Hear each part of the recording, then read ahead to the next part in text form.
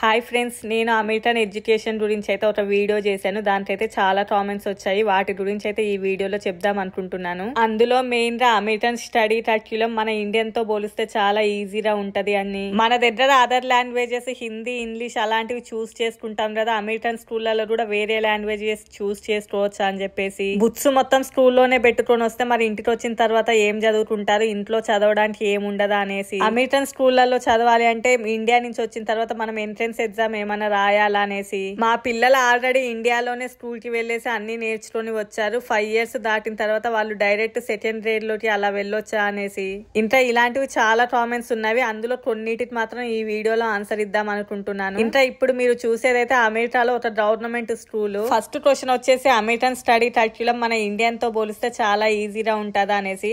అది కొంతవరకు అయితే నిజమే అండి. మన ఇండియాతో పోలిస్తే అమెరికన్ స్టడీ అనేది కొంచెం ఈజీగానే ఉంటది. అంటే ఇప్పుడు నేను చెప్పేది ఎలిమెంటరీ స్కూల్స్ గురించి అన్నట్లు. అంటే 1 నుంచి 5th క్లాస్ గ్రేడ్ వరకు మన ఇండియాతో పోలిస్తే అమెరికన్ స్టడీ అనేది ఈజీగా ఉంటది. ఆ తర్వాత మిడిల్ క్లాస్, హై స్కూల్స్ మాత్రం చాలా టఫ్ గానే ఉంటాయి. మన ఇండియాలో మ్యాథమెటిక్స్ చాలా అడ్వాన్స్డ్ గా ఉంటది, అమెరికాలో ఇంగ్లీష్ చాలా అడ్వాన్స్డ్ గా ఉంటది. మన దగ్గర మ్యాథమెటిక్స్ అనేది టఫ్ సబ్జెక్ట్, బట్ అమెరికాలో మాత్రం ఇంగ్లీషే టఫ్ సబ్జెక్ట్ అన్నట్టు, చాలా అడ్వాన్స్డ్ గా ఉంటది అమెరికన్ ఇంగ్లీష్. ఇంకా మన దగ్గరతో పోలిస్తే ఎలిమెంటరీ ఎడ్యుకేషన్ ఎందుకు ఈజీగా ఉంటది అంటే మన దగ్గర మాటలు రాని వాళ్ళకు కూడా హిందీ అనేసి, సాంస్క్రిట్ అని చెప్పేసి డిఫరెంట్ సబ్జెక్ట్స్ పెడతారు. బట్ అమెరికాలో 5th గ్రేడ్ వరకు అలాంటివి ఏవి కూడా పెట్టరు. ఫస్ట్ పిల్లలని స్కూల్ కి రావడానికి ఎలా ఇంట్రెస్టింగ్ గా చూపాలి మనము అంటే పిల్లల్లో వాళ్ళకి వాళ్ళే మేము ఇంట్రెస్టింగ్ గా స్కూల్ కి వెళ్తాము అన్నట్లుగా చేస్తారు. మన దగ్గర అయితే ఉండదు. మన దగ్గర స్కూల్ కి వెళ్ళాలి అంటే పిల్లలు భయపడి ఏడుస్తారు. లాంగ్వేజెస్ చూస్ చేసుకోవచ్చు అంటే ఎలిమెంటరీ స్కూళ్లలో మాత్రం ఎలాంటి లాంగ్వేజెస్ చూస్ చేసుకోవడానికి ఉండదు. బట్ మిడిల్ స్కూల్ కి వెళ్ళిన తర్వాత మాత్రం లాంగ్వేజ్ సెలెక్షన్స్ ఉంటాయి. So then they can choose between Spanish, Latin, Chinese ఇలా ఎట్సెట్రా వాటి యొక్క లాంగ్వేజెస్ అయితే సెలెక్ట్ చేసుకోవచ్చు. నెక్స్ట్ అమెరికన్ స్కూళ్లలో మనం జాయిన్ అవ్వాలి అంటే ఏమైనా ఎంట్రన్స్ ఎగ్జామ్ ఉంటదా?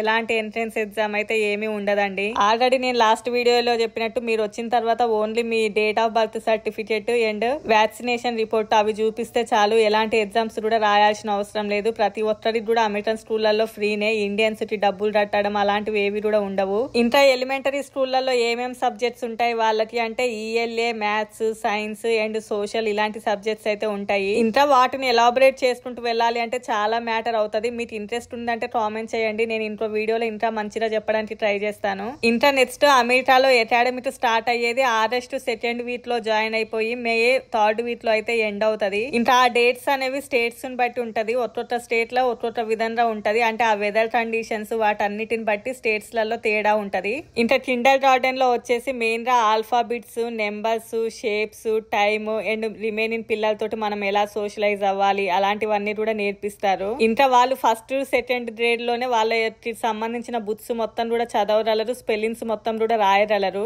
పిల్లలు బుక్స్ మొత్తం కూడా స్కూల్లో పెట్టుకొని వచ్చినా కూడా ఇంటికైతే వర్క్ షీట్స్ అయితే పంపిస్తారు.